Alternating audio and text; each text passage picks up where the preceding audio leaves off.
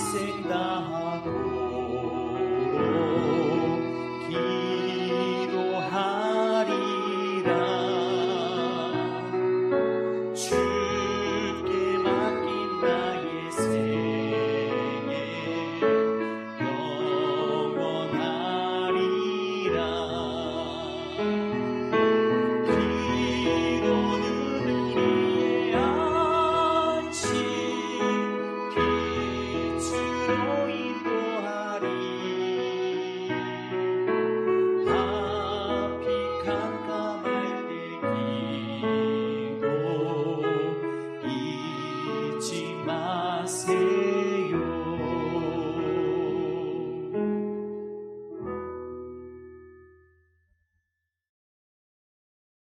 샬롬, 귀한 하루를 말씀 묵상과 기도를 시작하는 우리 귀한 식구들에게 하나님 우리 아버지와 주 예수 그리스도로부터 은혜와 평강이 풍성하기를 축복합니다.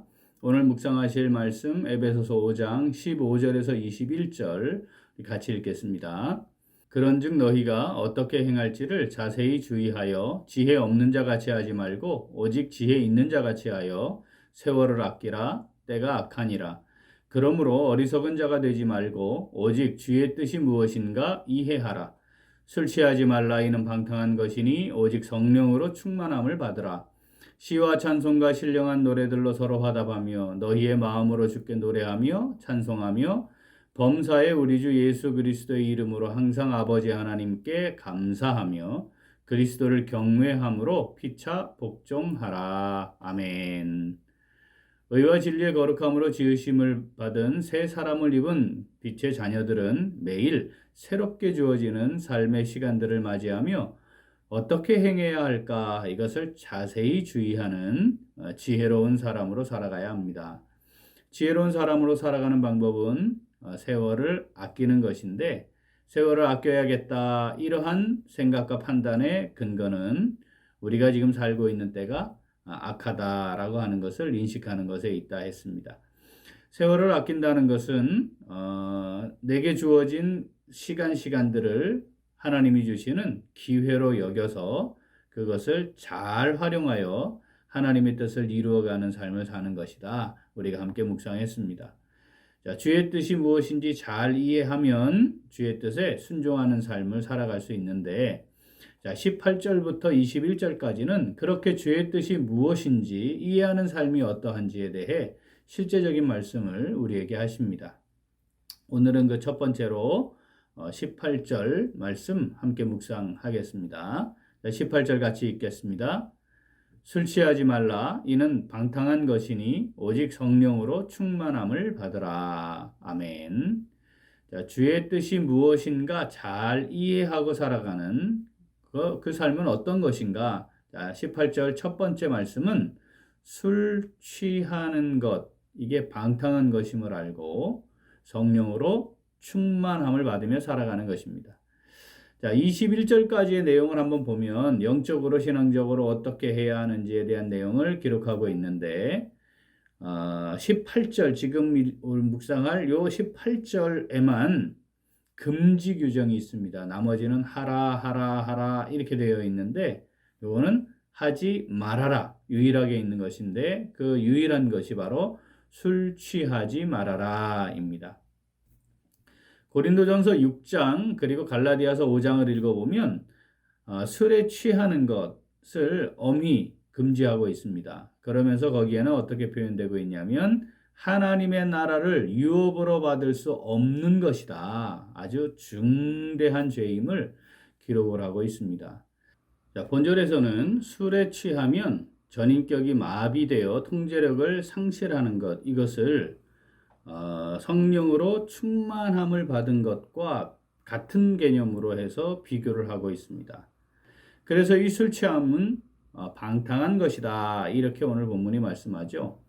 자, 여기 방탕하다 이 말은 낭비한다, 무절제한다 이런 문자적인 의미를 가졌는데 요 말이 삶의 문제와 연결이 될 때에는 통제되지 않는 것 또는 올바로 교정될 수 없는 상태를 의미합니다.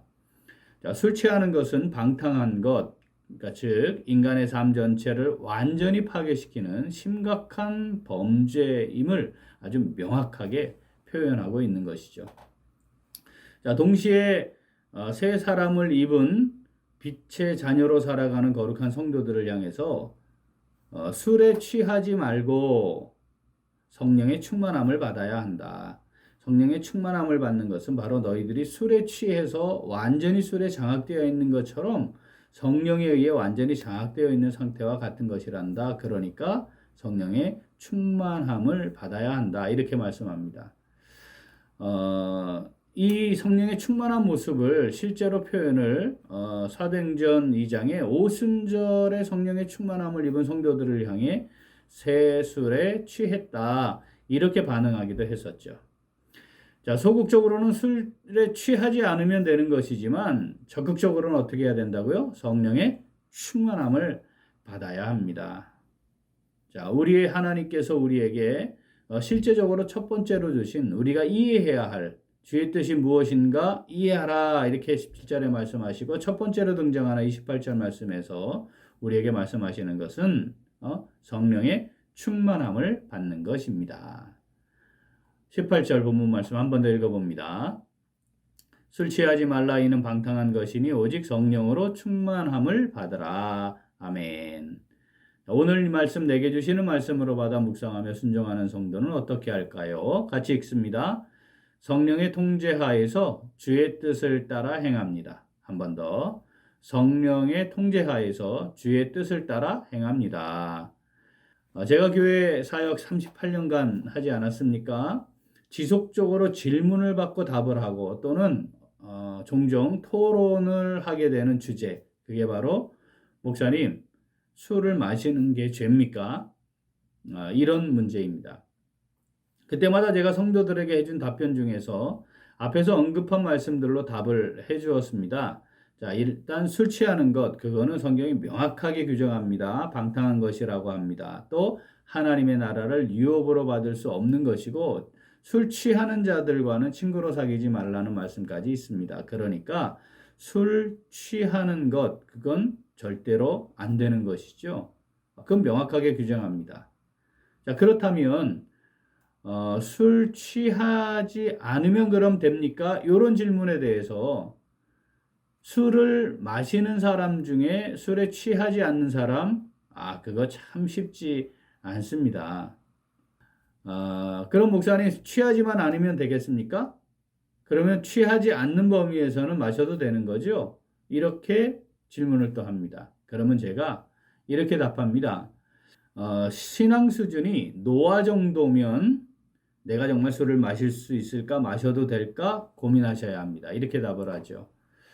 자, 노아를 왜 비유를 하느냐? 세상이 다 하나님 죄악이 관영해서 하나님이 심판을 하실 때 한 사람을 살려두겠다 해서 그 살리심을 받은 의인입니다. 그러니까 그렇게 살아남을 수 있는 마지막 사람인데 그 노아가 홍수가 끝난 후에 한 일이 농사를 지었고 그 포도 열매를 가지고 취합니다. 그 취하는 바람에 자식을 저주하는 또 최초의 아비가 됩니다. 그러니까 만약 내가 노아의 수준이라면 신앙 수준이 그렇다면 술에 취할 수 있어요. 그리고 또 자식을 저주하는 아비의 모습을 가질 수가 있는 거죠. 그러니까 내가 하나님이 오늘 당장 다 죽이고 한 명 살린다 할 때 그건 틀림없이 나다. 이 확신이 있다면 확신이 든다면 이제 고민하는 거죠. 술을 마셔도 될까? 나는 그렇게 술 때문에 범죄하지 않을 수 있을까? 이제 고민해야 돼요. 그렇지 않으면 아예 그건 가능하지 않다. 또 한 가지. 로마서에 보면 믿음으로 하지 않는 것이 죄다. 이런 말씀이 있잖아요. 자, 술을 마시는 게 아무 문제가 없는 것이라면 회식 자리나 함께 술을 마시는 자리에서 술을 앞에 놓고 감사의 기도를 드리는 겁니다. 그래서 모든 사람들과 함께 술을 주신 하나님께 감사하고 이 술을 통해 하나님의 영광을 위해 잘 살 수 있도록 주의 뜻을 이루는 또는 충성된 종으로 살아갈 수 있도록 영육이 강건하게 힘주시옵소서 감사 기도를 하고 마실 수만 있다면 아무 문제 될 게 없죠. 사탄이 이 세상을 장악하는 데 가장 확실하게 사용하고 있는 도구가 술입니다. 술로 인해 사회 질서 무너지죠. 가정 파괴되지요. 사람 다치지요. 죽지요. 몸도 버리고 관계 파괴되지요. 엄청난 피해들이 사회적으로 엄청나게 일어나고 있습니다. 그런데도 술을 권하잖아요. 그 권하는 술을 거부하면 이 사람 아주 반사회적인 사람이야 또는 부적응자야 이렇게 낙인을 찍어버리는 일들이 반복해서 일어나죠. 자, 사회 적응하기 위해 소외되지 않기 위해 잘 어울리기 위해 술을 접하게 되는 구조 이거 절대 믿음으로 받아들일 수 없는 거 아니겠습니까? 죄의 오염된 본성을 따라 우리가 술을 통해 쾌락을 추구하고 거기에 매이게 되는 거 이게 일반적인 거란 말이죠. 하나님께서 우리에게 분명히 말씀하십니다. 술 취하지 말아라. 이는 방탕한 것이다. 너희들은 성령으로 충만함을 받아야 한다. 자, 에베소서 5장 18절 한 번 더 같이 읽죠. 술 취하지 말라 이는 방탕한 것이니 오직 성령으로 충만함을 받으라. 아멘. 사랑하는 우리 귀한 식구들, 주의 뜻이 무엇인가 이해하고 어떻게 행해야 하는지 자세히 주의하는 성도로서 술을 끊고 또는 술이 더 이상 경건한 거룩한 삶을 살아가는 성도인 내게 맞지 않는 것임을 분명히 이해하고 그 기준 분명히 설정하고 오히려 오직 성령의 충만함을 기대하고 바라며 자, 주의 뜻을 행하며 살아가는 오늘 매일매일 우리의 삶이 될 수 있기를 간절히 소원합니다. 아멘. 기도하겠습니다. 하나님 아버지, 술에 취하는 것이 범죄이고 성령의 충만함을 받기를 간절히 원하는 것이 성도로서 마땅한 삶임을 깨닫게 해주시니 감사드립니다. 술을 즐기고 술에 취하고 세상의 쾌락과 즐거움을 따르며 성령의 충만함을 받으라는 말씀은 가볍게 여기고 외면한 죄를 용서하여 주시옵소서. 이제 주의 뜻이 무엇인가 이해하고 어떻게 행해야 하는지 자세히 주의하는 성도로서 술을 온전히 끊고 성령의 충만함을 기대하고 바라며 주님의 뜻에 온전히 순종하며 살아가는 성도로 살기를 간절히 원합니다. 성령으로 우리와 함께하여 주시고 인도하여 주시옵소서. 감사드리며 예수님 이름으로 기도합니다. 아멘. 오늘 도고 기도는 미자립 교회와 농어촌 교회를 위하여입니다. 먼저 미자립 교회를 위해 기도하겠습니다. 미자립 교회들이 하나님의 말씀을 담대히 증거하며 영혼을 살리고 세우고 온전케 하는 일에 초점을 맞추고 또 사역과 가정 또 자녀들 양육함에 있어 어려움이 없도록 기도하겠습니다. 또한 농어촌 교회를 위하여 기도하겠습니다. 총회와 지역교회 차원에서 농어촌 교회 사역자들을 지원하는 체계가 잘 세워져 사역과 생활에 어려움이 없도록 우리 기도 제목 보시면서 함께 기도하겠습니다. 이어서 육신의 연약함으로 치료 중에 있는 식구들과 생활에 어려움을 겪고 있는 식구들과 군복무 중인 형제들과 타 지역에서 머물고 있는 교회 식구들과 학업 중에 있는 청년들 위해 기도하시고 자, 교회 양육 프로그램들, 스파크셀, 성경지리, 교회학교 영어 프로그램 잘 진행되도록 그리고 이제 본격적으로 시작될 3층 교육관 리모델링 진행되는 모든 과정 하나님께서 간섭하시고 하나님이 인도해 주시도록 기도하시고 우리 각자의 기도 제목 가지고 함께 기도하겠습니다. 기도합니다.